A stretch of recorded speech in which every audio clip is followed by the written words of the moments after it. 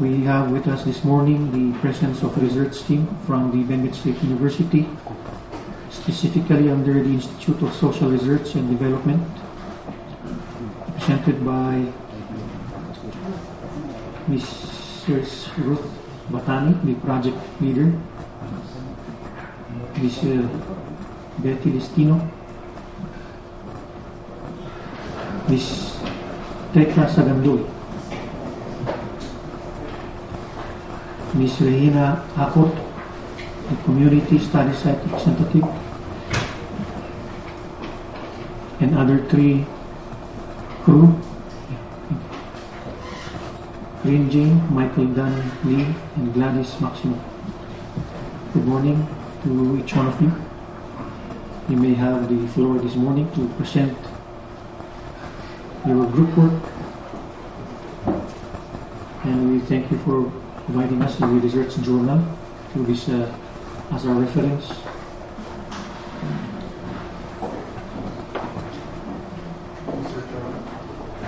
Yes, Honorable Board Member Wagis. Maybe inform Mr. Chairman from the presenters as to how many hours will you take in the presentation? More than an hour, sir. More than an hour. What's the pleasure of the gentleman, Board Member Johnny Wagis? You want it to be cut down to a 30-minute presentation?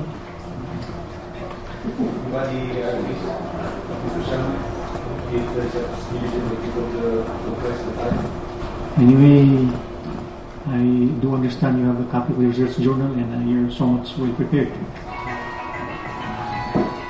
Well, anyway, you have the free time. Patani, please proceed. Thank you very much, members of the Sangguniang Panlalawigan. Thank you very much, Vice Governor, for giving us this opportunity. For indeed, this is a very timely engagement because tomorrow is the WHO declared International Day for the Observation of Suicide Prevention. Dumawat kami matlang ti dispensa apo tati topiko tayo tatak adati cultural taboo attached to it. Ngam gapo ta alarming the incidents to suicide. My team, our group felt there is a need for all of us to seriously consider the suicide phenomenon. Let me start this contextualization with a short story. As part of our advocacy, several times me and some team members have been going to key offices to let the results of our study be known or at least be taken as a starting point for further institution-based research as well as for immediate action considering the alarming rate of suicide incidents. One time, we were in a regional office talking and trying to convince the coordinator for toxic substances and family and teenage welfare coordinator. At first, there were discussions on the methodology. Then, an almost tense discussions on whether or not the farmers will really stand by the results of our study ensued. She insisted that suicide is a self-inflicted injury and that no one is to be blamed but the doer of the action. Then I thought, if this is how we take it, then that ends the discussion, that ends the story. Until I posed a challenge for her office to do something about this, and what was her reply? That her office is not the right office to handle the case. The discussions ended up with a lighter tone when we finally agreed that we be invited for an interagency meeting that the office is regularly convening. Weeks and months passed by. The invitation did not come. It is interesting to note how this officer would at first erode the integrity of our project and then end up with excuses when called into collective action. This calls attention to the way official discourses and experts' knowledge structure how we see things, such as the suicide phenomenon. For me and for my teammates, this is a life and death scenario that deserves serious considerations, if not actions. Yet the message seemed to be suicide is a disallowed discourse and that the costs that comes with it have been metaphorized. it doesn't help to talk about it. For this, I felt there is a silencing of the suicide story. Contrast this to another story. I was interviewing a suicide survivor. While talking to my respondent, some of his peers were around. As the interview was in one side of a local bar where an exit room was located, Winston, I'm using a pseudonym, a resident above the bar passed by, teasing my respondent, saying, no uminom ta at aduan gamin takno sigurado. When drinking, make sure it is enough to put you down. My respondent answered back, pada tayo laeng, and there was laughter. After several moments, he came back, seemingly eager to continue the dialogue and to make things clear. Magayngadan kus listaan tan na areglo. Half laughing and half serious, I took advantage of the productiveness of the moment. I asked, apay ngin ay kanam ay nalinis din ngadan mo. Why do you say your name is clear? To which he answered back, tan na areglo nga rod, tan haanak na iyapan it ospital. I learned later that he drank a fungicide and he had vomiting and LBM. That settled it. So, indeed, there are official and unofficial data or statistics on suicide. And we can also see the contradictions, the incoherences, the inconsistencies of stories from offices to young people, like the last story. At the same time, I also realize how the issue is riddled with politics, moralities, and ethics. Indeed, to be presenting to the SP of Benguet is for us a promising note that at the end of the tunnel, there is light after all. Let me now go to my presentation proper. And let me introduce properly the project. So, the title of the project is Promoting Well-Being in an Agricultural Community in Northern Luzon. This started in 2009 and then until 2012. Next slide, please. The local partners in the study were the Women's Association. Andito po yung isang kasama natin na women representative who has always been with us from the beginning to end. Women's Federation and the Barangay LGU as well as the Municipal LGU. Next slide. The project team members, we have here with us Stanley Anongos Jr., who will be helping in the open forum in a little while. Yours truly, Murcia Gapasin, Romeo Gomez Jr., Rachel De Guzman, Betty Lestino of the ResearchMate, Raimundo Pawig Jr., Beverly Saao, Teka Sagandoy, who will be presenting the bulk of the project, Jean Jeanette Sibayan, and then Gregorio C. Taag. For the background and rationale, the goal of the project is to provide appropriate recommendations to the affected communities and to policy-making bodies. So we explored on how a commercial community presents itself as a landscape for decisions and choices.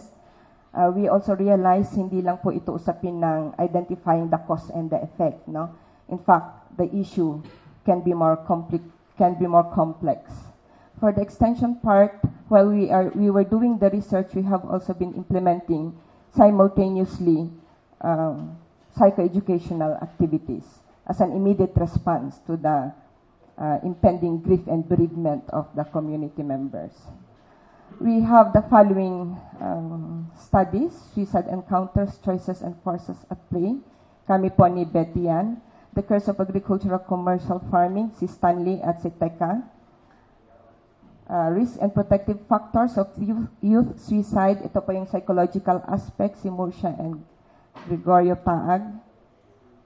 Consequences of the use of inorganic inputs, si Beverly and Rachel De Guzman.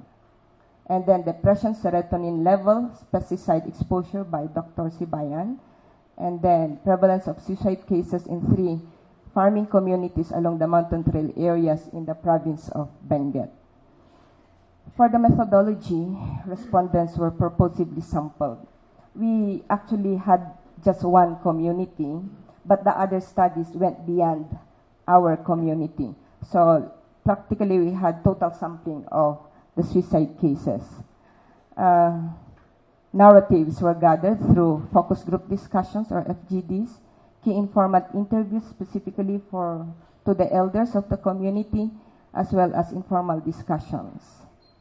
It's basically an exploratory and qualitative research. For the ethical considerations, specifically po sa mga media who are with us today, the community requested that we do not identify the name of the community. We also make use of pseudonyms. Sharing was voluntary on the part of the bereaved and survivors. Psychoeducational activities were delivered to those who were willing only. And of course, this is an independent study, so we strongly have this one, the non-involvement of chemical companies. Understanding the context. For the context, the mountain trail areas have the longest history of farming for the market. Its early beginnings can be traced to the American period when the La Trinidad Farm School was set up as an experimental farm station for semi-temperate crops production. Then entered the Chinese. The Chinese started renting lands from the locals and started the commercial scale production of vegetables. The locals became the Oblantes. During the time of Magsaysay, there was a call for the nationalization of the Halsema farms. This was contributory to the locals engaging and entering the vegetable industry. This also started the Green Revolution technologies based on the use of chemicals and high-yielding varieties. It cannot be denied that vegetable gardening has been a lucrative industry, bringing home income and wealth to our farmers. Today, however, our farmers are confronted with the following. Since vegetable gardening has been going on for more than half a century, our farmers are faced with 1. Falling market prices, 2. Increasing market risk, C. Environmental destruction accompanying commercial agriculture, and 4th, the impending threat of the full trade agricultural liberalization. Our growers are now receiving less profit for a given crop than they have to pay for seeds and chemicals. The declining conditions of soil and environmental conditions with biocides and fertilizers polluting local water sources, eroding steadily denuded slopes as farms continue to expand. Yet, our farmers remain committed to gambling with the market. We all know that vegetable gardening is a hit or miss activity. With deteriorating soil conditions, farmers find themselves increasingly dependent on chemicals, trapping the farmer in a situation where he has to deal with high input costs. A squeeze is latently experienced, seen at the consumption level, as one respondent would say, umun-una din mausar idgal din, sakbay din mausar idbaay, or a squeeze in labor. Vegetable farming along Halsema is dependent on family labor complemented by pordia or oblantes. When a commentary on the health hazards brought about by chemicals is expressed, considering the phenomenon of suicides and poisoning, a farmer would say, yan siya dadan tapin di panaggal din dasa. Idioms which can both be revealing and concealing. It has also been well documented that our farm households are time poor. From housework to vegetable gardening, which robs of the young people of the care and attention they most need during their teenage years. Throughout my continuing fieldwork, I have come to understand a strong emotional current among Kankanais. The value of apos or in mapos, pagtatampo or sama ng loob in Tagalog, a state of ill feeling, offended emotions, and which necessarily foregrounds relationship. Because of time poverty, women who are culturally expected to provide this care role can no longer attend to it. And to the women whom I talk, the desire has been strong, that they also have to attend to the economic needs. From the young people, they say, in mapusak gamin. I got offended, I got upset. until I became melancholic. I felt I was nothing. Wasitak gamin. And if they ask if I'm okay, I say to them, laton. Laton is a shortcut for more inflected laton paidadan, all is well. This is a common expression among the young. Yet this can have different trajectories. These emotion words are expressions of the self and is only articulated when relationships are strained. Worse, if these emotions becomes actions of self-defeat. Different voices also come in. As a male farmer, as a female farmer and mother, a relative or a friend in grief, an elder who would lament, imbis nga da kayo ti mangikali kada kami, da kami kit din ti mangikali kada kayo. Such complexities only show that to understand the suicide phenomenon is not a simple cause-effect relationship. The effect could actually be the cause, or even more. Let me end with a critical note. The suicide rate in the study is pegged at 19 per 100,000, as against the national figure, which is pegged at 3.8 per 100,000. Tomorrow is the observance of the Suicide Prevention Day. This brings in what we call in the academe critical practice, the way in which knowledge is generated, the interest it serves, and the challenge to make our disciplines, our professions, our public service more relevant and non-oppressive to the people we study, to the people we serve. Thank you very much. I will be presenting to you a summary of those facts, information that we have gathered, which most of us could have already read, knowing for a fact that you already have a copy of the journals. To start with, here's a little or a fast fact slide on the suicide history or the history of suicide in the locality where the study was conducted. So as per the recollection of the elders from the place where we conducted the study, they say that the first case of suicide happened sometime in 1961, and that case of suicide continued up to now. So from 1961 up to December of 2010, there were a total of 52 suicide cases distributed, not evenly but distributed.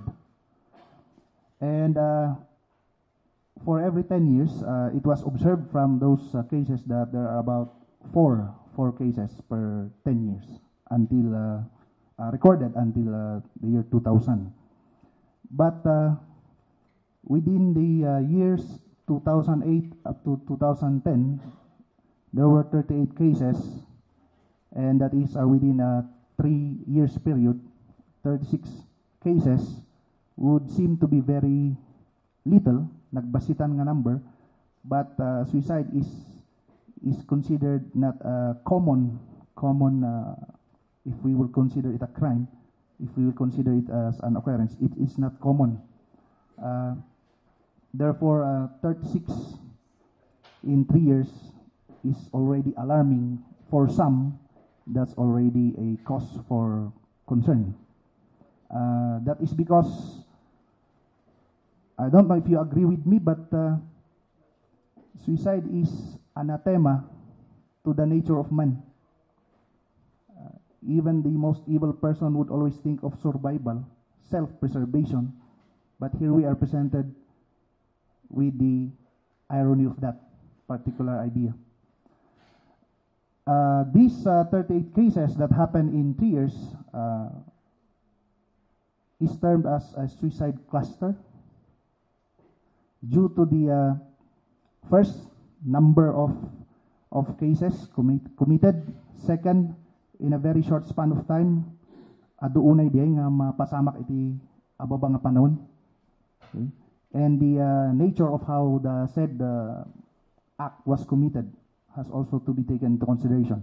In the next slide that we see here, we try to plot the number of cases from January 2008 until December of 2009 with the available summary of suicide cases recorded in hospitals of the same years involved. So the yellow-green line, that would be the plot of the cases in the study we conducted, whereas the red line, that would be the number of cases plotted in the mountain trail area. As mentioned by Ma'am Batani, suicide cases did not just happen in the study site where we conducted the study. It actually pervaded in other parts of the community along the mountain trail area. So how do we look at this graph? If you try to look at August 2008, okay, August 2008. We can start with, yes, August 2008. And then up to September 2009, I would like to refer you to that yellow line. We see there an increase, no? Not a progressive, but generally an increase of the number of suicide cases as compared to the previous months, starting from January. Now, still referring you to that yellow line, if you look at September 2009 until December 2009, it appears that there were no cases. But that does not mean that the commission of the act of suicide has stopped. Just yesterday, I have a source, personal acquaintance, who told me that last week they just buried, or they just somehow commemorated the last victim of the same place, just the same. Okay? It means to say, if we continue the graph, there will be more, not more, but there will be several cases that have happened after we left the area last year. Looking at the demographic now, demographic profile of the suicide victims, it is observed that, or it was observed that incidence of suicide is highest among young adults. By young adults, we mean age 15 up to 24 years old. Sometimes there is a difference on how we define what a young adult is. 38 cases, or 73% of the recorded 52 cases, were committed by males. Kaaduan lalaking iti nag-suicide. Majority, or that would be 30 cases, or 60%, were committed by single, single, yung mga wala pang asawa. So, in sum, the profile tells us that those who have committed suicide were young, teenagers to young adults, single, awan siguro sa absorber na, and lalaki, natangkan ng baka nalaka nga matukul. Okay? How were these suicide committed by those victims? Almost all used pesticide as a means to commit suicide. For example, in the simplified enumeration of how suicide was committed by those involved in this study, foremost would be 11 drank a toxic substance, technically called paraquat. They say it's a herbicide and it's a grain label, but it has no known antidote. Awan ti pang kontra na in case nga nainom mo. Hanggang masika, in case nainom ti may isang tao, wala pang alam na solusyon para mabuhay pa yung tao. 10 of those who committed ingested a chemical known as pyrethroid. 8 ingested organophosphate, 1 trizol, 1 4,4-noglycine, and then the last 2 did not ingest anything, but they committed a physical act of hanging, nagbitin, nagbukal, and 1 slashed the wrist. So now, apay nga ta nga nag-suicide dagitoy. We have to consider, as already mentioned by Ma'am Batani a while ago, the complexities of a particular act like suicide. here are the common notions, pag-arop, panunot of those that we have interviewed. First, there was a belief that those who committed suicide were called by the spirit of those people who committed the suicide act first. In other words, they are using the word agiginuyod, or in their language, naninayag, inayagan da referring to those who died first. Another one, some would say the devil has a hand in it. Maybe those who committed suicide were tempted by the devil, and so they lost their sanity and perhaps they committed the act. Others still look at the commission of suicide as the result of poor parenting. So here parents are blamed for the commission of the act. But to really understand what makes a person commit suicide, we cannot single out just one. We are always looking at suicide as caused by so many things, and trying to simplify that, we came up with this framework on understanding the phenomenon of suicide. So the person is at the middle, self in the suicide act. We see that there are predisposing factors, reinforcing factors, enabling factors that would push a person, motivate a person to commit the act. Here you look at the arrows. These factors are not independent, but actually they are interdependent, which means to say that each of these factors has very significant effect on the other factors. To understand that better, may we go to the next slide. When we say predisposing factors, this is the situation of a person before committing the act. We could say that we have different personalities. Halimbawa ako, mabaling nga nalakaak nga umapos. Nakapsot na short ti cordon ko, for example. Okay? Tata, nag-aramak, nabastadak pa lang, nakarkaro nga kimapoy ti self-esteem ko. Tata, ada pa lang ng kansaw, kung na nga nagkapoy ka. Tata, gaputi kinakapkapoy nga roti kinataok, kung na nga nay, uminom kakit di ininom kon. Okay, so when we talk of predisposing, di kinataon ti may isang tao before committing the act. But you see, some psychologists would say, ay, sa sarili matgayam. But if we take a look at it, the personality of a person is also determined by so many things. One, physical environment. Two, social environment. Okay? So when we went to the site, we were thinking that one predisposing factor was that those who have committed suicide already had, one, for example, some kind of dysfunctional family, meaning to say there was something wrong in the family from the very start. What could be this wrong thing? One example would be what is flashed on the screen. It has something to do with the kind of work, the kind of world that these suicide victims were living in at the time when they were not yet thinking of committing the act. So we are looking here, for example, of loss of socialization support, which could be due to the work that is needed by the field, by the farm. No?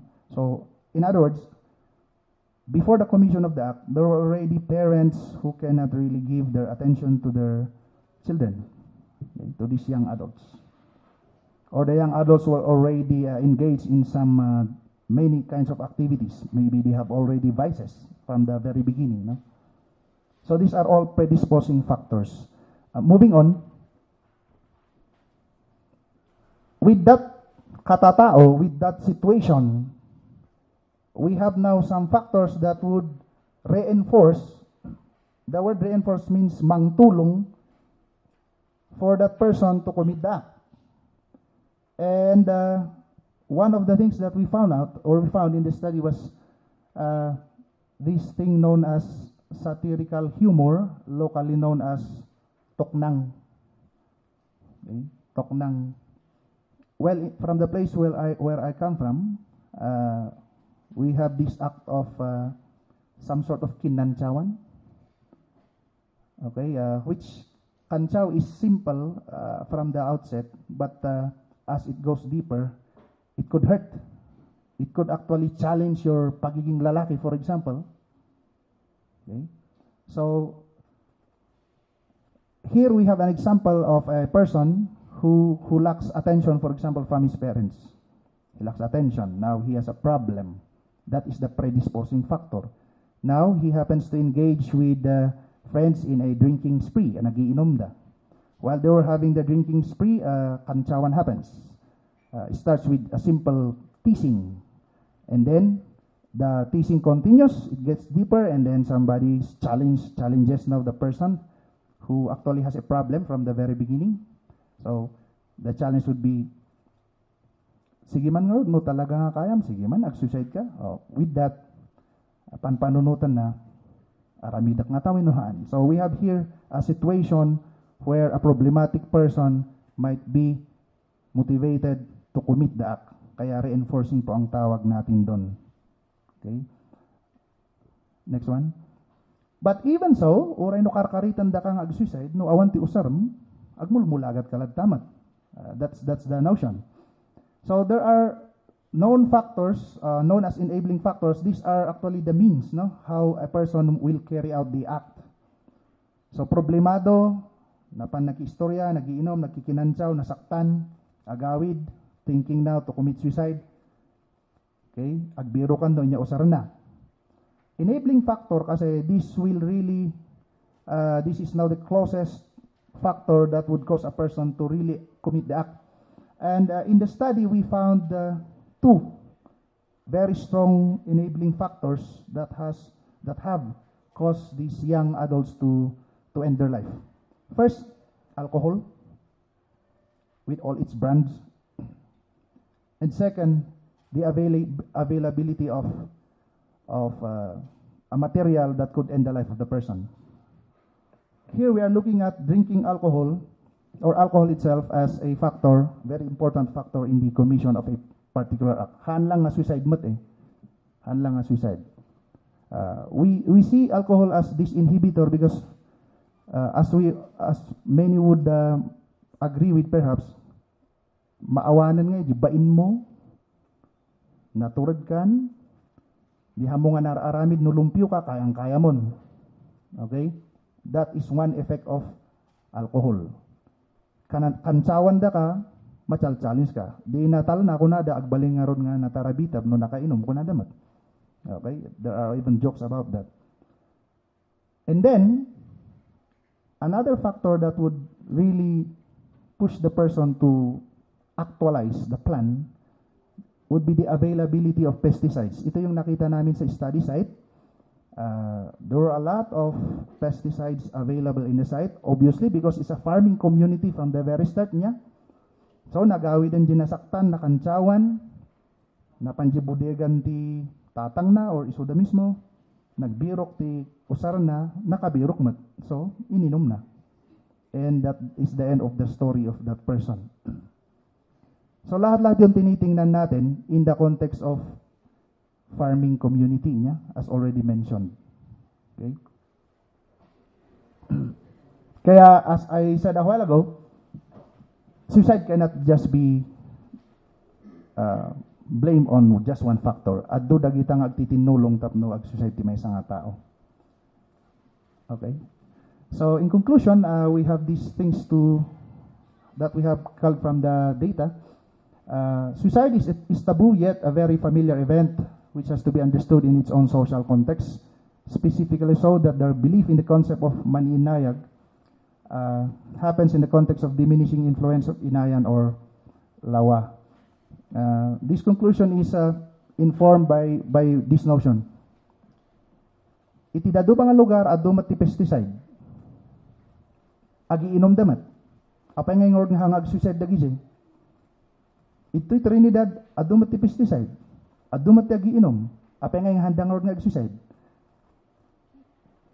Basically, adang di ko na nga context gamin, di klasin ti social relationship nga di nagdidiferensyaan ti social relationships and as to how people handle problems. Okay? So that also is a challenge to all of us. Pati kanyami, we are also thinking of that. Another one, adumat ti mabaling usaran tap nag-suicide ti tao. Obviously, no kung malegal ti paltog, baka pinalpaltugan dat bagidan niya. Namgapot ta illegal, manupay ti agigam ti paltog. So noon niya ti kaaduan nga ada ijay, kat ada nang ipadas, there is the chance that others who have seen, those who have successfully ended their life with a particular material, sumurot damat. Sumurot damat. Kaya sa psychology, they call this contagion. Di kikinopyada, kana nagsaksid di muna, so agsaksid ma di sumaro. No? Yet, suicide is not an open issue in this particular community. But it's very familiar. One thing that we have seen is perhaps it is a breakdown of morality. Perhaps it's a breakdown of our notion of what's bad and what's wrong. Accessibility and availability of means of suicide like pesticides have been proven once again to facilitate self-inflicted injuries. And yet, from the study, suicide can be prevented. We simply say, manan, pesticide manan. In other countries, in other parts of the world, we also have the same conclusion. No? Although, adan samot ti mabalin nga maaramidan tayo.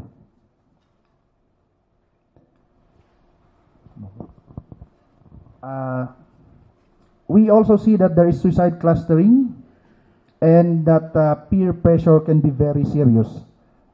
I'd like you to focus on the picture. Lalaki amin dagi jay nga giinom ti kalakayan da jay nakangursiit nga kumikita di kamera. Actually baliktad, kaubingan da. Okay, that kind of social relationship will give you a hint of why suicide can really happen. But more importantly, we have observed suicide clustering. In so short a time, adto ti suicide, na nakita mi nga relationship na jay kinaado is, if they are not relatives, agbabarkada da. That's why there is this even notion nga naipulin. Samot, that needs further study, no, naipulin nga talagat pa nag-suicide. And then we also see the very important role of barkada. From barkada to birkada to suicide. Yun po yung nakita namin. Another one is that, again, we have proven that the world where we are moving in, be it physical or social, lahat-lahat yan may epekto yan sa personalidad ng isang tao. Okay.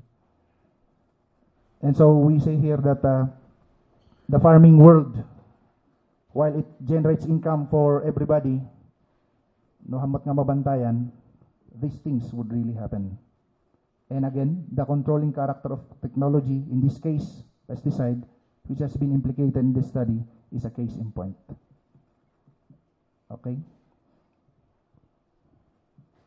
Farmers have so many practices and beliefs about pesticide use, but we observe and therefore conclude nga they are really, not all of them, many of them are not really oriented on the risks of using pesticide. Nalaing da nga agremedyo, nalaing da nga mangusar di pestihisyo, adto ti laing da ijay, but when it comes to the health risks, we see adan sa ti kurang, dakal sa ti kurang. Perhaps we need some more orientation or training on how to use pesticides properly. And that would end my presentation. Thank you for your indulgence. Thank you, Mr. Segundo. So good morning again to the honorable members of the board. I'm Betty Listino, and I'll be presenting on behalf of the project team, the project extension activities, and the project recommendations.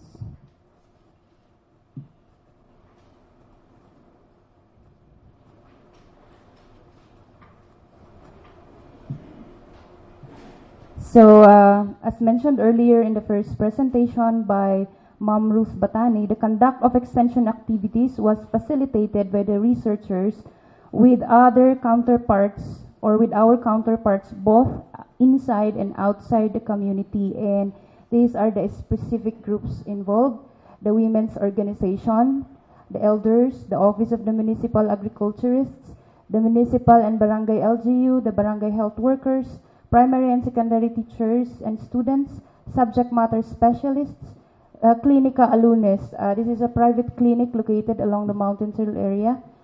Fertilizer and Pesticide Authority, BSU Extension Office, BSU GAD Program, or the Gender and Development Program of the university, and survivors and bereaved individuals or families.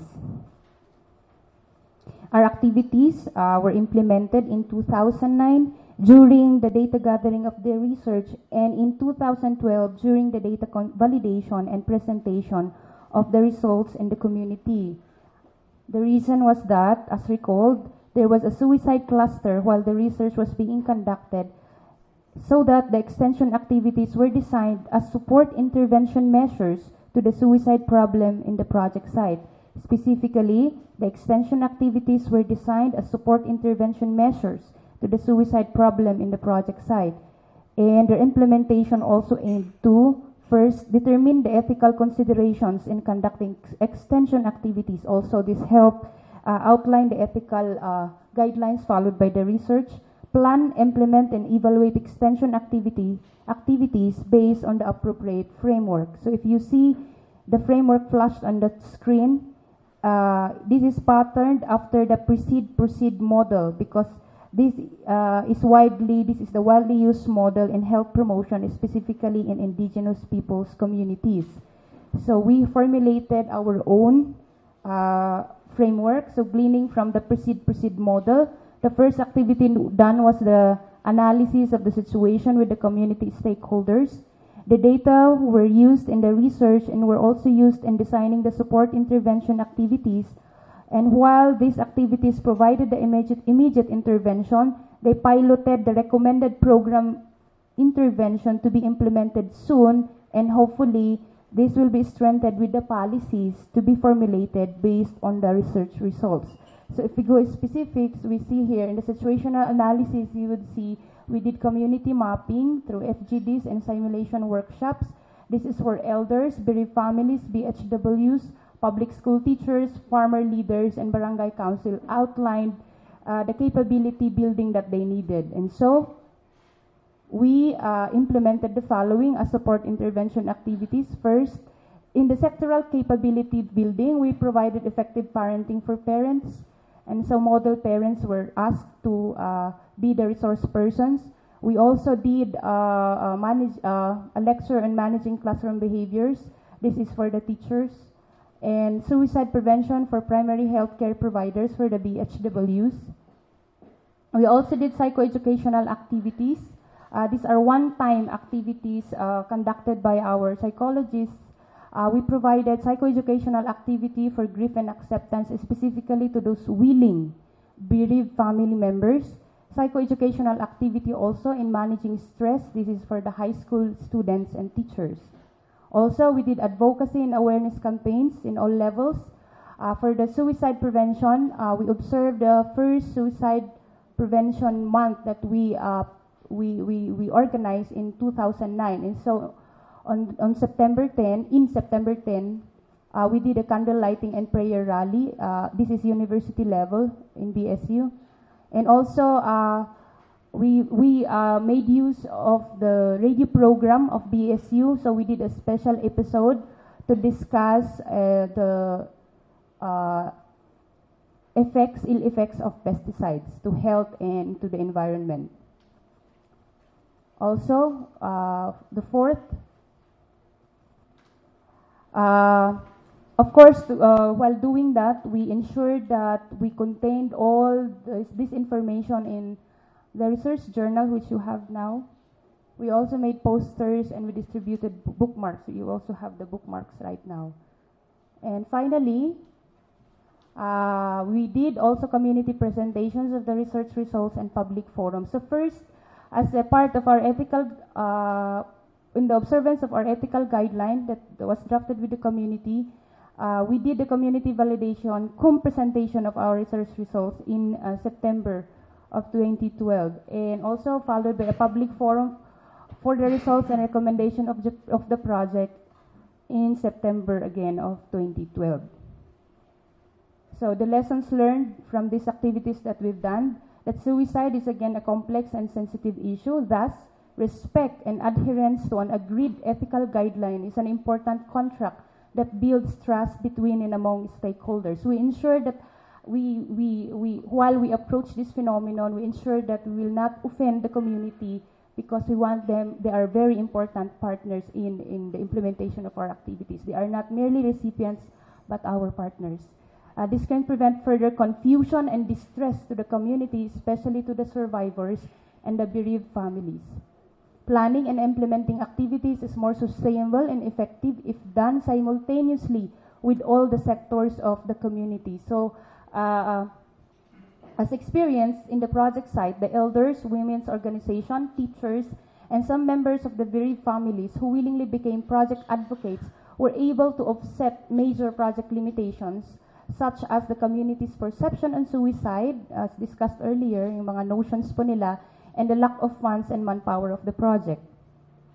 Also, survivors and bereaved families have special needs, and their involvement with the extension activities, while they were willing to be involved, whether as participants or as advocates, must be handled carefully. Preferably, they will have separate activities, therefore the psychoeducational activities, to be handled by persons with the appropriate training. So, hindi po basta-basta yung pag-handle sa kanila, hindi porke nagvo-volunteer sila, sisigi na lang namin sila at isasabak. Farming communities such as the project site have limited access to balanced information on agricultural technologies and farming practices. We realize that these communities are information poor, meaning what they have is not a balanced information. And we know very well that the government agencies cannot match the number of company technicians that may be giving them the needed education about agricultural technologies. And so this entails massive IEC campaign and sustained extension activities to process what farmers learn by themselves. They are self-taught scientists, I must say. And what they have learned from the company technicians who visit them regularly. The design and implementation of these IECs should also be very specific to the context and needs of each sector. So maybe we design a different IEC for farmers, for women, for in-school youth, for out-school youth, and for teachers. Okay, so before I will present the project recommendations, allow me to present this not as a researcher, but as a member of the community, tamay sa akmat nga umili from the project site, and as one member of the bereaved families. My family also lost a loved one. And it is difficult to do this, of course. To study my community means to study my own family. And so maybe I know firsthand that the solutions must be viewed based on the many factors presented, and that their implementation needed all the necessary policy support, which I believe the honorable members of the board here are willing to do. So to review, we saw that a while ago that suicide correlates, and since most victims are young, we recommend that we recommend the institutionalization of school counseling centers that are accessible and friendly to the young people. This maximizes the help of existing resources in the community. Example, elders or lupon members, church leaders, and barangay health workers. Also, this can help reiterate the importance of education, because if we review the profile, you would see there that the 15 to 24-year-old age bracket, most of them are out of school youth. Also, to establish better intergenerational connection in the community, since yun nga, it's a farming community, there is time poverty.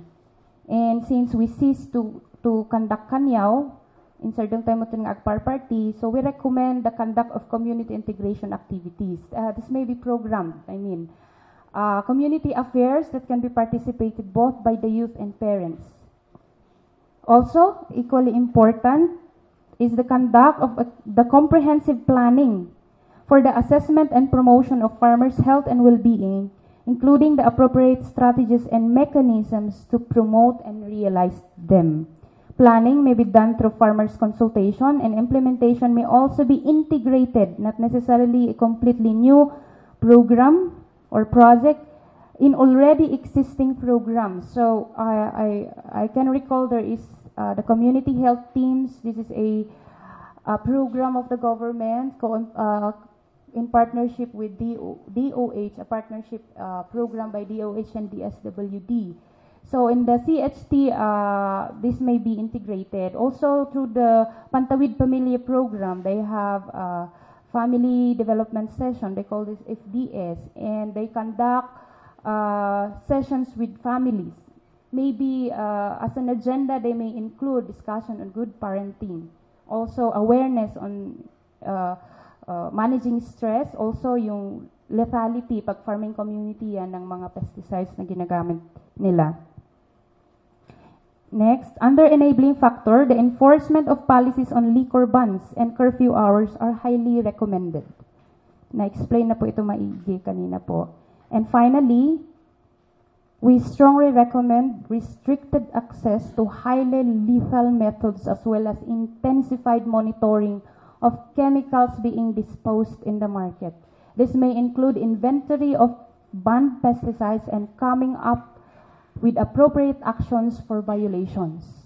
Also, a meticulous review of policies on chemical use, distribution, and disposition, and integrate relevant policy changes, including appropriate re-education of farmers and other stakeholders, are highly recommended. On the side of the government, next, we have to admit that because of poor resources, our farming communities remain information poor, as mentioned earlier, and implementation of education and public awareness on all forms are highly recommended. Extension work in the form of information, education, communication, or IEC be developed in farming communities, and this should cover public awareness on pesticide lethality, health and well-being, what to guard on youth behavior, alternative farming technologies and practices, among others. With that, I say, laton pa'y dedan, but since I come from the project site, this may mean all is not well. Indeed, the problem is there. It is and will continue to happen. I believe the time to act is now. Namual, thank you for listening, and we are ready for questions and comments. Honorable Board Member Pierre. Yeah, Mr. Chairman.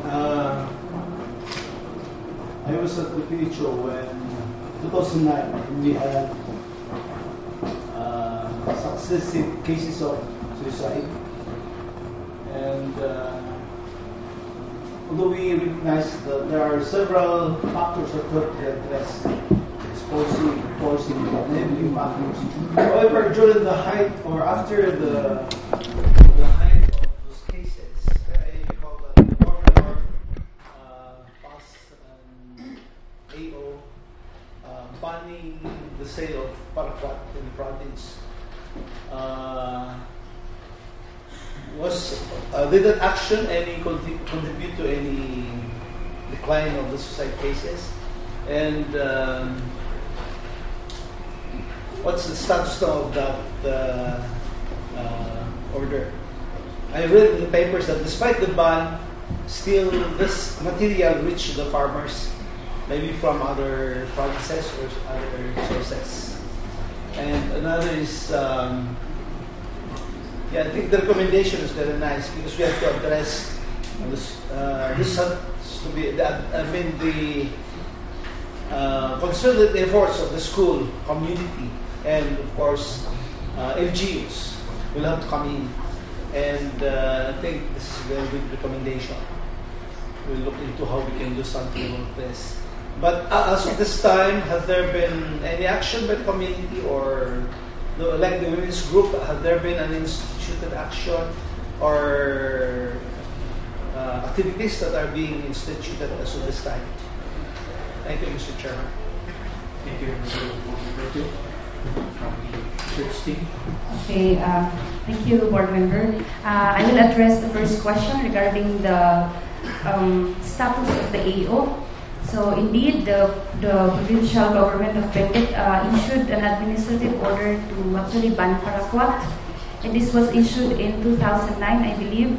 And may I use the hospital reports because this is the quite updated status report right now regarding the cases. So this will be reported tomorrow by the designate of the toxic substance and pesticide poisoning coordinator, Ms. Ako. So with regards to did it actually has an effect to lowering the cases, I might say for a time yes, but if we observe again, it actually peaked in 2011 and continues yung steady yung rise po ng data natin up to 2012 up to now. And just recently, the community representative here can attest that the recent victims in June and July until August used still paraquat. So it is true that while it was banned in the province, but not banned in other municipalities, thereby farmers, as to as understood again by the context that by what farmers has to do to actually kamaton dati presyo. That's why in the study we realized that mahirap talagang alisin yung paraquat sa kanilang, even sa farmers would really ask for it because it really actually saved at least 3,000 pesos worth of labor. So then yun po yung yung mahirap na scenario niya. And so we learned that there has been a black market even in trading costs and even in some of the yung mga distributors natin po dito. So yun po yung una, and then pangalawa po, if the women's organization or the community, ano po yung ginawa nila, may I ask Ms. Ako to enlighten us further. By the way, as for the AO, right now, just for the information of the board, there has been a circulating letter from farmers to lift the ban of paraquat. Thank you. Good morning to the members of the board. Good morning, sir, and advocates. I come from the community, and as to the inquiry of board member regarding the effect of the order of our beloved governor, the banning of the paraquat, it was good at first because at first when it was banned, then there was really no source. Then after some time, of course, Filipinos are bright, so there are leakage, so it came again. And actually, just last Saturday, we just commemorated the 40th day of one of our youngs whom we just lost. And so, given the responsibility as a parent, as a mother, and as a leader of the women's group in the community, we do conduct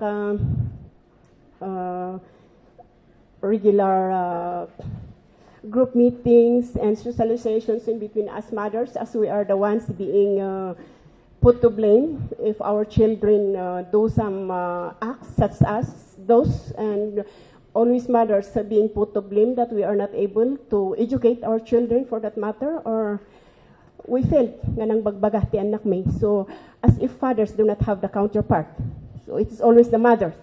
So we are having that heavy responsibility. So yun po. And then this morning I was given this letter. With all due respect to the one who wrote the letter, I do not know personally the person who has the signature in this letter.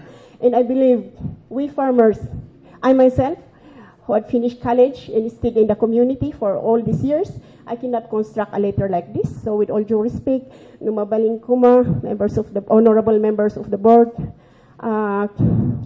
if we can have time to validate, Kasi nakikita ko po itong mga signatories dito, others are minors who have signed in this letter.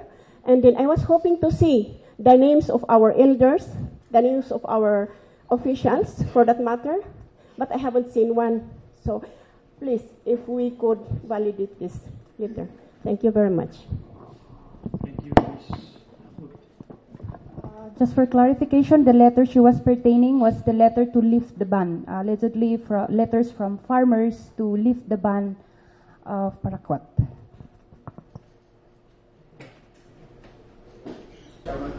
Honorable Board Member.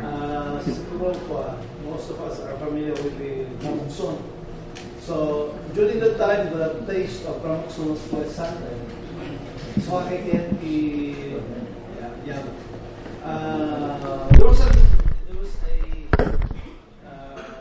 coordination with business companies that they will make the taste of this Gramoxone offensive. So I don't know, may I ask the speaker, have there been any change in the nature or status of this Gramoxone? No, na-imas kayo naman? Sir, so far as to these days, it looks the same container, same label, same smell, same color. Same taste. I'm sorry, sir, I wasn't able to taste. Maybe also notable is that I personally asked that to the pesticide marketing representative when they went to the community for a presentation, and we asked them, as community members, we asked them if they could do this. They could do that, and seemingly they are willing to actually yield. They actually attributed the change of smell in the travel time because they said they formulated the substance at a very putrid odor, and kuwabot kanon, hindi babamot kanukot na angot, and they also there's this extreme remark that they say nga baka sa agong tayo kanot, the diferensya na, so on like that. And so as to say, I think the attitude of the company with regards to this suggestion is not as serious as yung hinihingi sana ng community. Medyo hindi nila masyadong pinansin ng seryosohan. Kasi maamoy din naman daw talaga. Kanya lang for the farmers, hindi daw. They even told the community members that they can wipe, mabalikan nga i-lotion da pay data. So we asked them to do it as a demonstration to prove that they are right. And of course they did not do it because they know very well they are lying. Just a while ago, I was informed by one knowledgeable person that there is a change. There is a change in the name. The name now is Roundup G. No, it's just when you call in the counter. But as to the content, smell, I'm not sure if it will change. Thank you.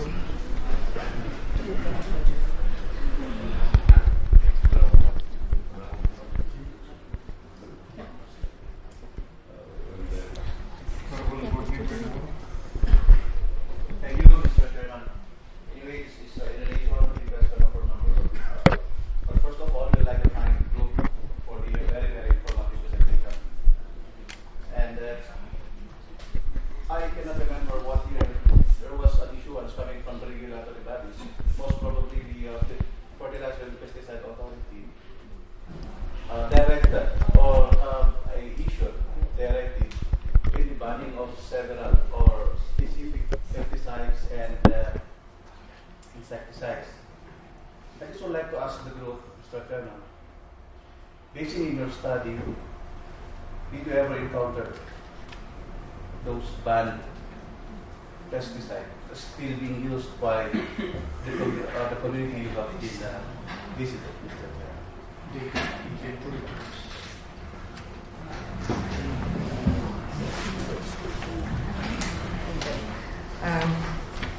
Recently, we have been discussing with some players in the pesticide industry, and there was an effort from the part of FPA to really ban the red label pesticides. However, if you go to the farmer level, they're still using this one and try to access this one. Just like the paraquat, no? Yun po siguro yung complexities kasi, of course, our farmers have to deal, no, with catching up with price market, with the heavy investment, the heavy losses, etc., etc. Oftentimes they would tell us katulungan maggamit ni farmer. No? So even us as researchers will have to contextualize also, no, the questions that we ask. We also have to understand the bigger situation. On the other hand, perhaps this is also a call for everyone, for agencies, to really provide the support services that our communities need. Now, the organic agriculture campaign advocacy is going on. Again, the farmers are confused, no? Sabi pa nga nila sa amin ay, hindi na kayo di man introduce the chemicals, natako na yung manila organic agriculture tayo, no? So, that's a very strong statement, no? And I think all of us really have to engage in this kind of problem.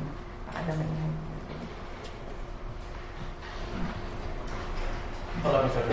Yes. Aside from the paraquat you have stated a while ago, I believe there were several insecticides, most probably that contains specifically the DDT. We cannot bear the company or but something like that. Aside from the paraquat, are there any those banned pesticides or chemicals being used by farmers based in your previous study? This is 2009, this is the study duration. So, at that time, hindi pa lumalabas yata yung directive from FPA regarding the list of red labels. It was only, I think, I don't know what year. Pero in 2009, as far as we are concerned, the only known paraquat at that time is not really banned. It's restricted, is paraquat. But other, if you want to know about the other labels, yes, organophosphate has a lot of brands. Although if we say paraquat, this is only one brand. But their number is as high as organophosphate. Organophosphate are mostly the red labels. So I can mention some brands, although meron kaming list. And I think ito yung mga restricted na po ngayon. Ngayon, ito yung mga na-ban na mga red labels. But I want to emphasize that these red labels, even though if they are banned, these have antidotes. Unless you drink yung high amount, tsaka yung 100% na talagang dedo ka. But paraquat is small amount. Kahit anong gawin mo, there are a lot of stories about our survivors regarding, bereaved families regarding their children crying, saying that, madiniket nga matay, agasan nyo na kami, awanti magiagas. And this was attested by a doctor also, who was a private clinic in the Mountain Trail area, na talagang wala na nga siyang remedy. As to the status of the red labels now, I think this would be answered more or less tomorrow. Kasi if you present nila yung updated, that would be data from 2010 to 2013 by WHO. So, makikita natin doon sa data natin, kasi wala pang ang comprehensive listing and inventory na nangyari. Maybe we can do that now, or you can actually ask a directive to do that.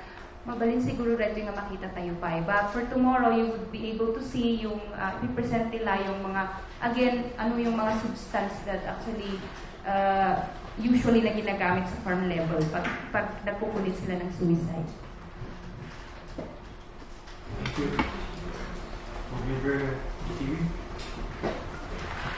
Thank you, Mr. Chairman. This study is very good, and to appreciate more the study, we request that it be referred to the Committee on Health and Agriculture, because while they have recommendation, we cannot act now. I think it would be appropriate to refer to the appropriate committees to consider. But again, we appreciate the study, Mr. Chairman. It's very good, Mr. Chairman. Number one. Thank you, Mr. Chairman. It's said that the biological study is very good. However, may I be allowed to say some comments to the researchers? If you notice, the title of your study is Understanding Suicide in the Context of Cash Crop Farming. However, in the discussions in the process, it says here, ignore the devil or poor parenting or social relationships. And in your reinforcing factors, you wrote that about kinanchawan and specifically the availability of pesticides. Nowhere in your study did you touch the concept of cash crop farming. And it would seem that the idea of cash crop farming now is purely dependent on the insecticides. That's why if you notice in the later discussions, the discussion is not really about cash crop farming, but it was concentrated on the pesticides. And one thing also is the one mentioned by Madam earlier regarding organic farming. I believe it is already BSU who is spearheading the move to veer away from chemical farming. Now, if chemical farming is included in cash crop farming, then there will be no insecticides to talk about. So maybe it is more appropriate that the title should not have been cash crop farming, because at first glance, if you look at this, understanding suicide in the context of cash crop farming, tas lang nalugi niya yung garden sa mga nag-suicide. I don't know, but then that is my understanding. And the discussion would prove that the suicide, understanding suicide, is really in relation to the phenomenon of, or the suicide phenomenon is now related to pesticide use, and not really about cash crop farming. That is just an observation. Thank you. Thank you, sir. The context would really be cash crops farming. The means of suicide has always been chemicals. So parang here is a scenario, we have seen very potential talaga yung environment na para ang bata halimbawa ay magdesisyon na ito ang gamitin at siya ay mag-suicide. Of course, there are other factors like yung nabanggit po kanina ni Sir Teka ni Betty na halimbawa, ito yung bata nakipagkantsawan, nakipag-inuman, tapos nagtuknangan, and then of course with socialization na to be a man is to really participate in drinking as well as in teasing as well as in tuknang. In the end, if you cannot return back, for instance, the humor or the teasing game, you end up thinking other things. And when you go home to your place, nakita mo agad yung paraquat or yung pesticide halimbawa, through impulse, ininom mo po siya. And we only find these chemicals in a cash crops farming communities. Pag sa subsistence naman kasi wala namang chemicals being used. No? So that already would tell us wala naman talagang predisposing factor na doon or availability of this means of suicide. So cash crops farming would just provide us the context. Ito po yung tungtungan kung bakit ganito yung nagiging trend. Na kung dati agtin nagdawin no at bagkolda, yung pataga puta the availability of these chemicals. At dangaruti mausar ko ng tupay garuti the duma already. That makes it very fertile for this kind of phenomenon. Maybe Stanley? Yes.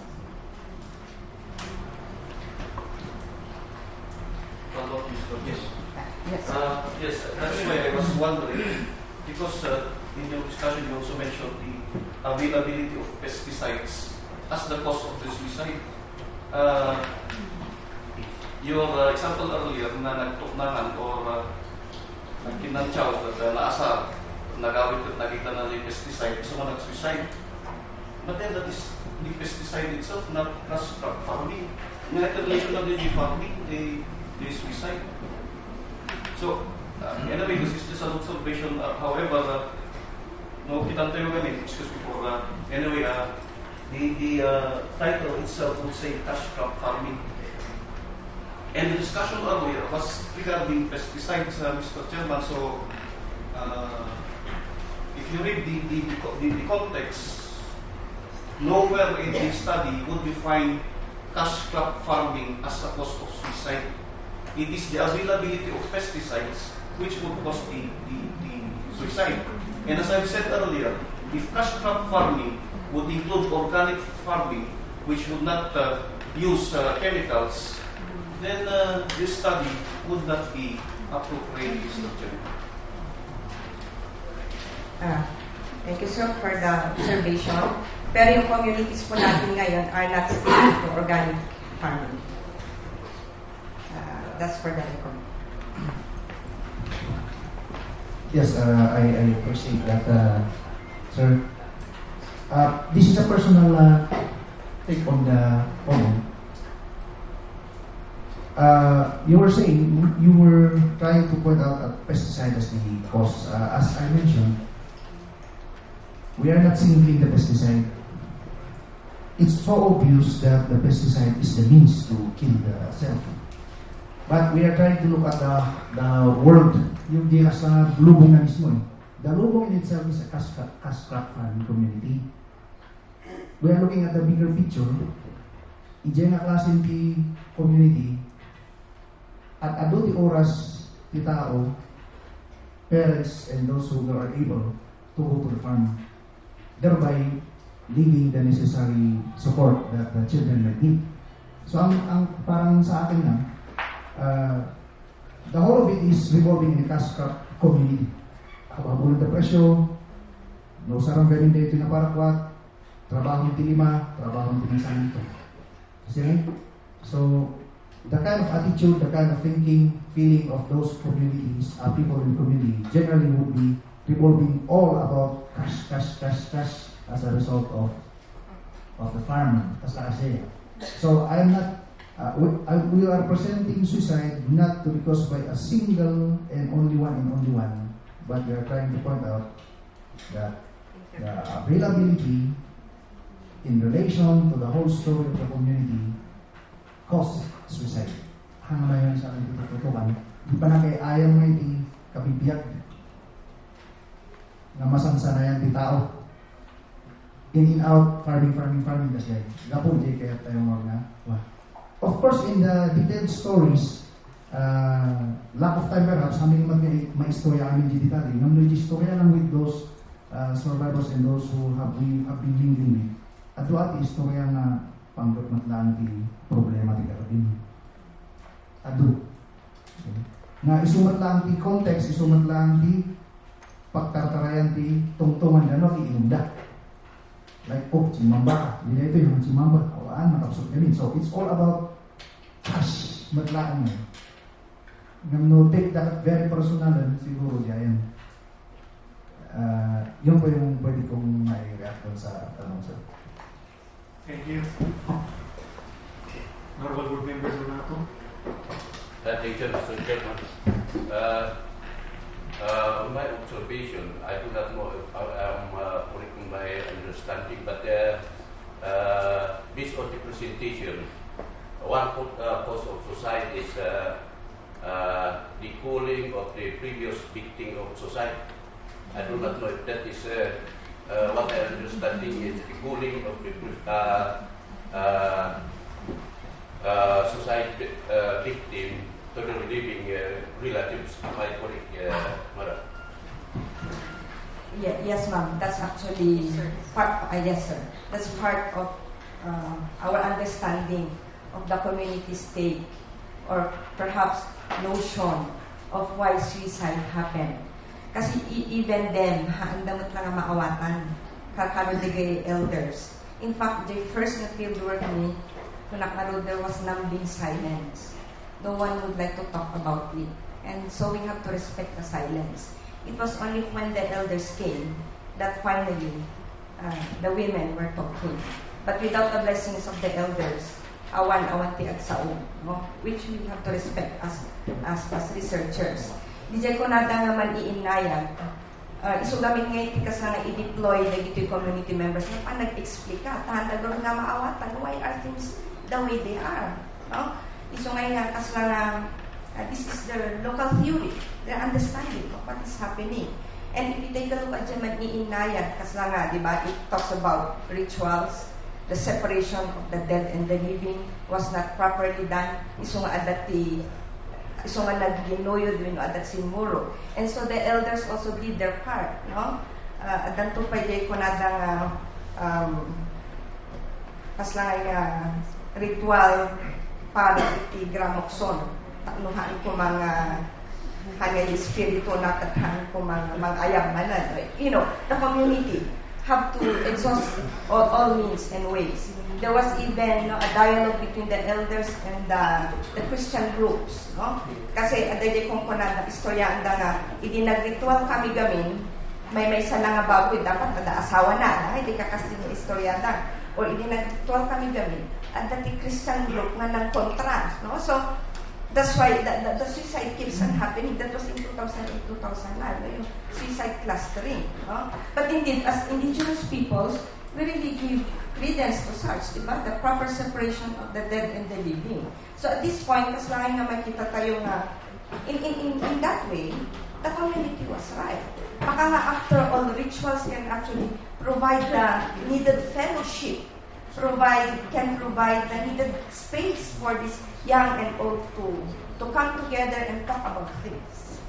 Unfortunately, kasi di ko na ni Teka, it was not happening.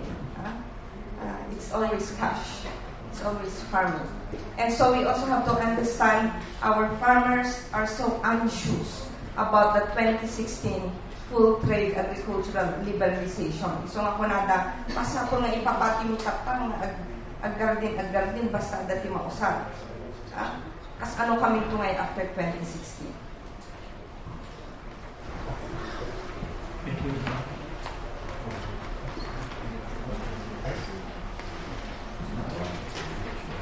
Honorable Board Member Wadis. Thank you, Mr. Chairman. As regards the pesticide, as used in the Commission of Suicide, Mr. Chairman, as I read in the recommendations, it seems that it is all for prevention. And I am interested, Mr. Chairman, on the idea that what if a person drink pesticide kat kanyamat nga dagiti mabalin na remedy. For example, anya dagiti mabalin tayo nga ipaagas. Siguro just after the tawag at ininom na dagiti pesticide kat kadamit siguro dagiti measures nga mabalin tayo nga ipainom or ipakan tapno mahana matuloy dagiti suicide. If that could be included in this study, Mr. Chairman. No study kan pesticide. What kind of pesticide kan anya iti klase nga mabalin nga maipaagas? Di available antidote.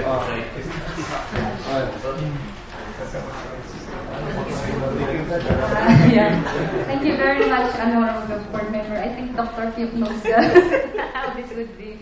But that would fall under, again, I would repeat the recommendation a while ago, under comprehensive planning. This would be sectoral already.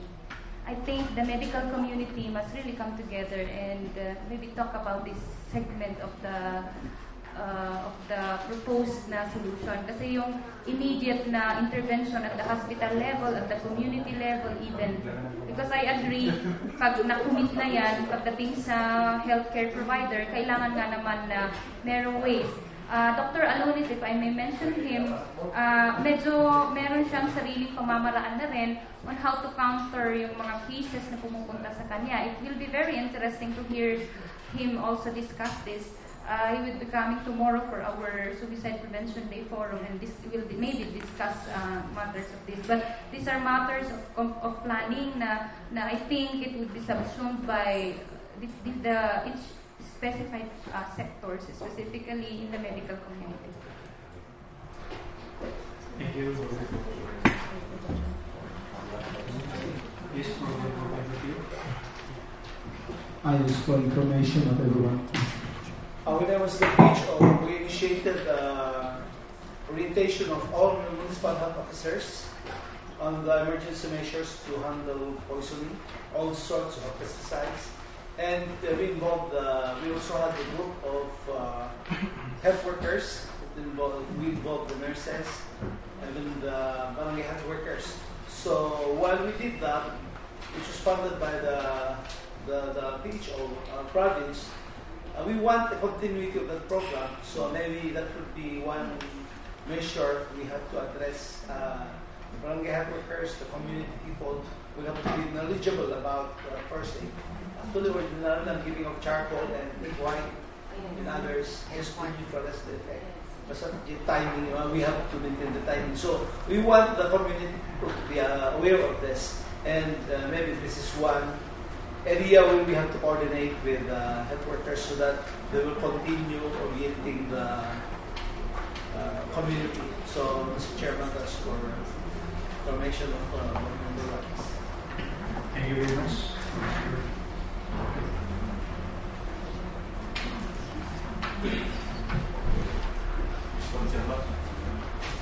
Yes, just a question to the Honorable Doctor. If a pesticide will expire, will it be safe to drink that pesticide? Because it already expired, it loses its ingredients as pesticide.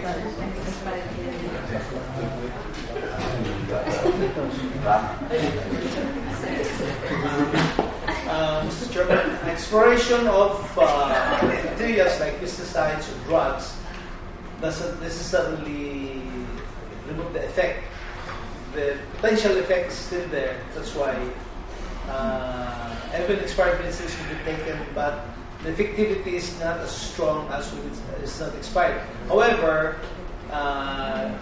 in cases of pesticides, the toxicity is still there. That's why I never drink any expired pesticide.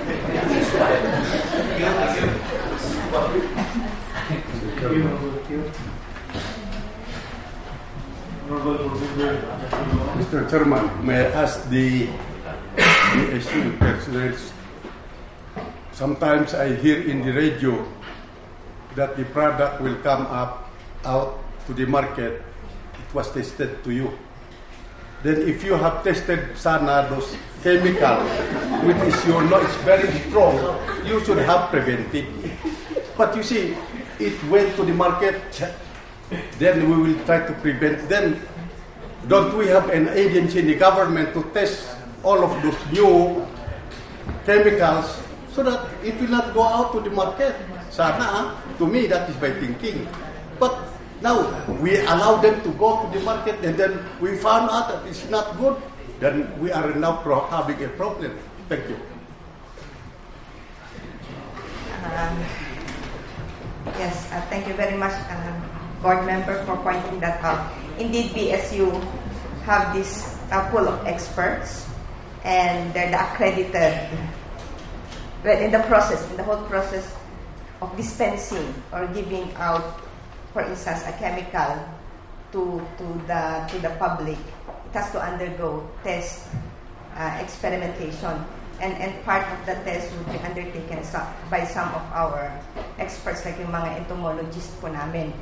Kaya lang isa lang po siyang proseso sa mas mahabang proseso before even FPA can provide the clearance for a particular chemical product. But nevertheless, sir, we have also been doing some conscientization to our colleagues in the university, and they have also expressed their support for the promotion of farmers' health and well-being. Follow up, Mr. Chairman. Don't we have any agency from the government, not only BSU? FPA po, sir. Or then they should have found out it is very strong stuff going to the market. That's all to me. That's my thinking. Now it is always now in the market. Then will be complaining so many problems. Right away from that agency, that should have stopped it right away. When they think that when they tested it very strong, then they should have not allowed to me. Thank you, Mr. Chairman. Thank you. Adalin niyo. Siguro we also take advantage of, since board member Jack Bonuan has raised the issue, we would also take advantage of the pronouncement na sana nga for us to continue with the advocacy work. We also want a policy support from the Sangguniang Panlalawigan. Of course, the regulation of these pesticides is of prime importance. Thank you. Thank you, ma'am.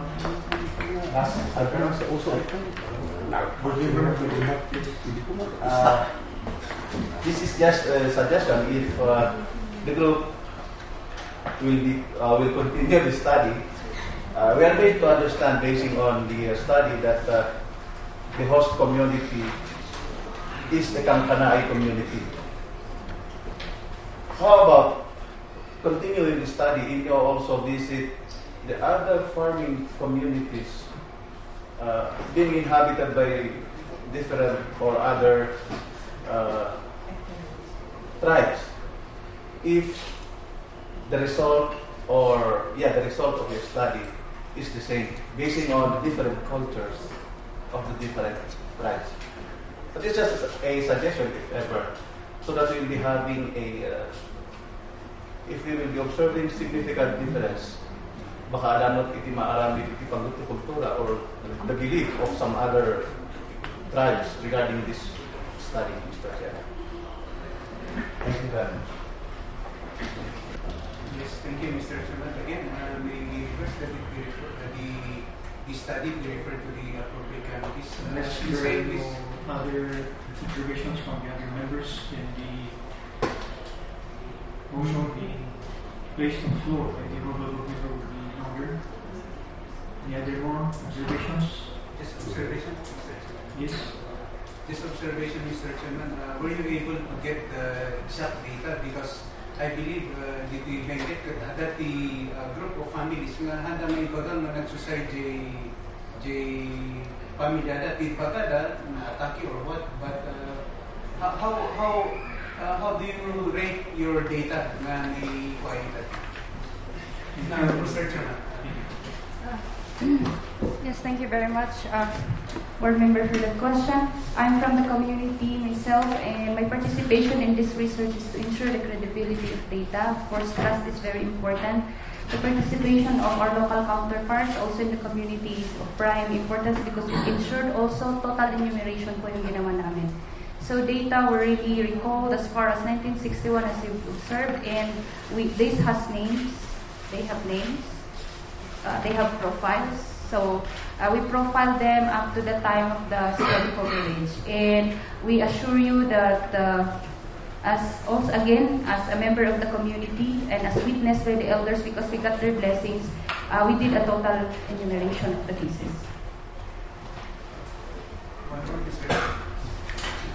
Thank you, Mr. Chairman. There's a story. Thank you, Mr. Chairman. There's a story locally circulated in our.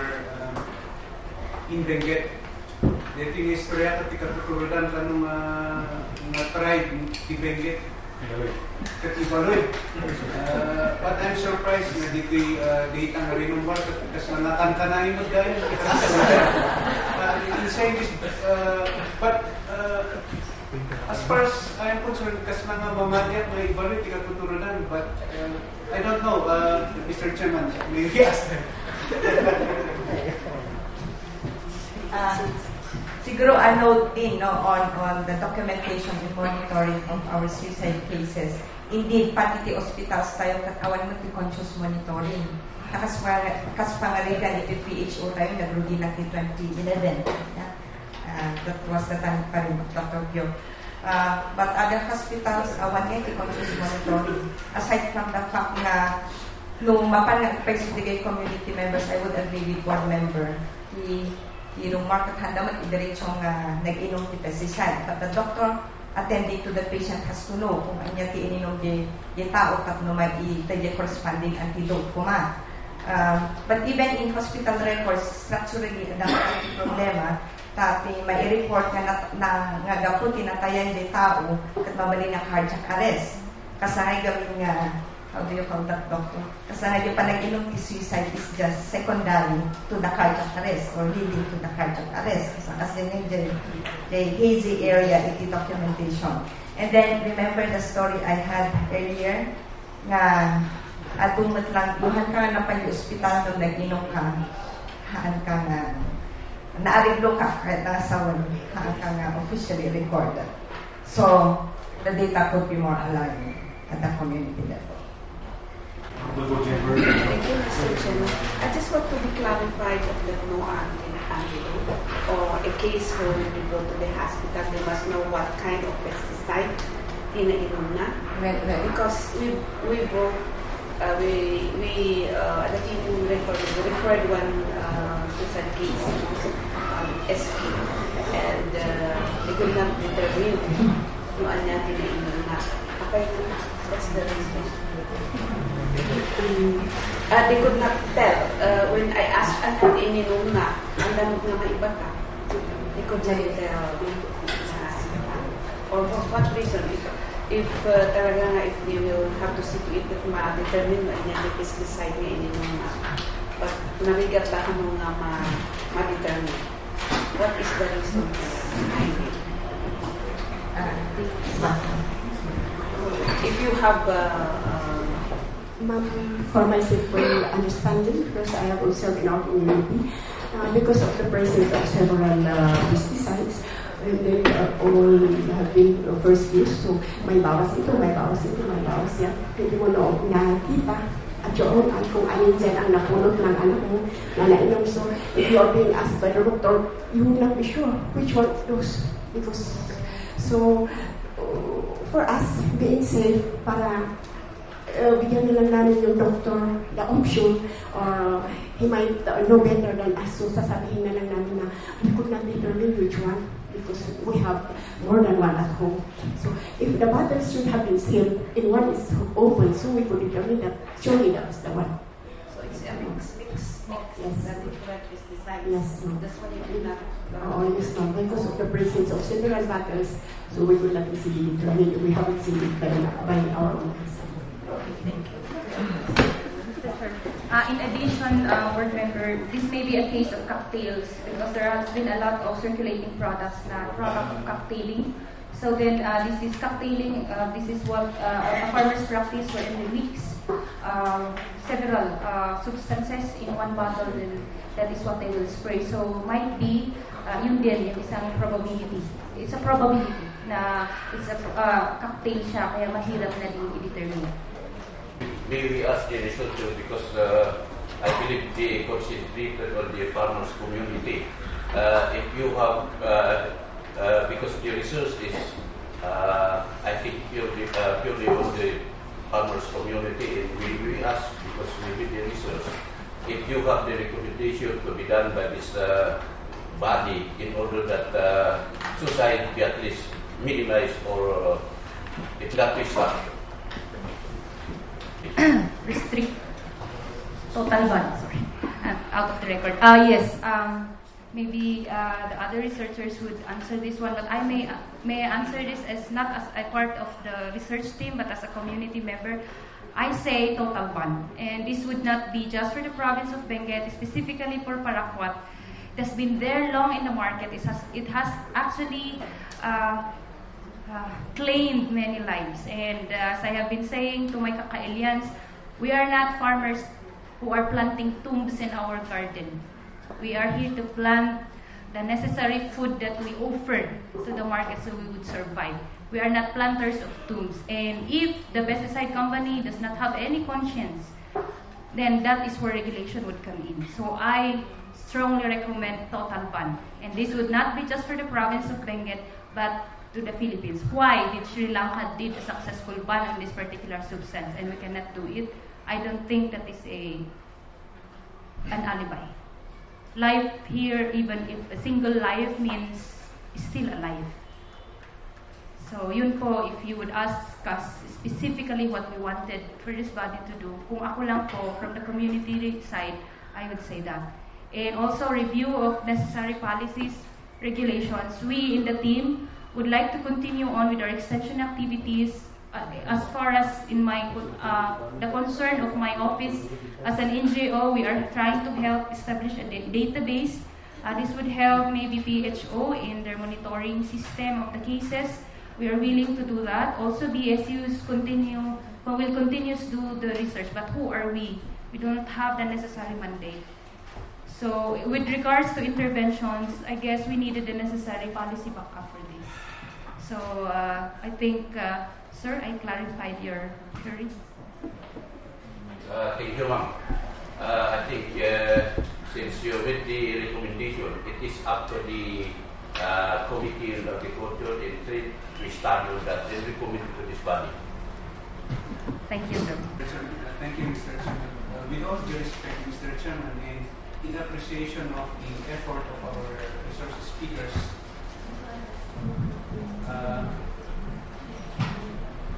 we move, Mr. Chairman, that the study be referred to the Committee on Health and Agriculture for them to make recommendation as offshoot of this study, Mr. Chairman. Second, as we move in use of consent, unless from the research, I still have some questions. Anak tulas sa kanila natin. Diyan ang problema man saya unda, sinukatan na natin. Thank you, Mr. Chairman. At this point in time, the Agriculture Committee is trying to pass an ordinance regarding pesticides, and then we ask your group to be invited to the committee meeting. Should we fix the time and the day? Whom are we going to contact? It can be our office, ma'am, at the Institute of Social Research and Development. It can be channeled to me as a project leader. Thank you very much. Thank you very much, ma'am, for the advance invitation. We would also like to invite everyone for tomorrow's activity. We have a suicide prevention forum at the Gladiona Hall, second floor po ng Alumni Building, from 1 o'clock to 6 o'clock in the afternoon. It will be concluded with a candle lighting ceremony from the Gladiona to the public area until we have the lights at the main gate of the Benguet State University. We will have different speakers for tomorrow's activity. From the local biomedical perspective, from our local caregivers to other studies on suicide, as well as from the Provincial Health Office, and then from the same group in Pansigdang team. Again, in behalf of the group, we would like to thank Vice Governor for giving us the space for this interaction in this we have learned.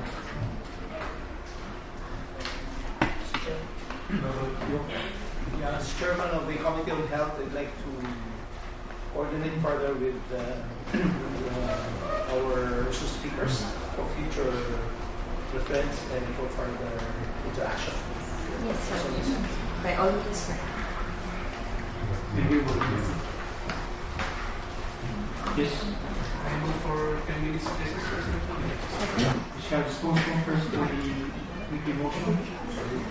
As we move into seconded that the committees for agriculture and health be tasked to study the group research made by the ISRD of the Benguet State University. And we'd like to request the ISRD to give us additional references for the both committees. Thank you. Are there objections? Thank you. As stated, a request to the group or the presenters to also consider in their study the possible effect of discussing about suicide, because for me, I And we believe that talking about suicide may only give a hint to those with problems that they might be committing suicide. If we are talking about suicide and using pesticides, it might give them a hint. Suicidal kidney, no, through pesticide, no, so hindi mapag-sarsaritaan. So, do you consider that, Mr. Chairman? Baka may we will silent that discussion on suicide and pesticide. So that is the last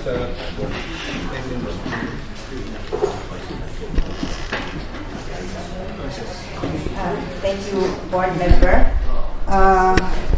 Yes, indeed, we as part of the ethical guideline of the group, there was a time in 2009 until 2010 that we also respected the silence. Yet, the suicide rate keep going on. No? Karkarukit din nga in Madu. Sa totoo lang po, that the community can attest. When we were in the community, providing the psychoeducational activities, nagsardang matapong iti suicide for some time. Idi lang manan nagpasti bagyo, santo manan nagtuloy. No? So I think culturally gamin there is a taboo to talking about suicide. But on the other hand, no kastoyan nga ka-alarming iti suicide rate, we cannot really keep silent about it. We have to do something about it po. I think the aim of the group for presenting this one is for us to have a nuanced view. Kas ano tayo ba nga buyaan da iti suicide? Di kung kunada nga ron nga ti pesticide para timula. That's not how the way things are going in our communities. Nagkomplikado ako.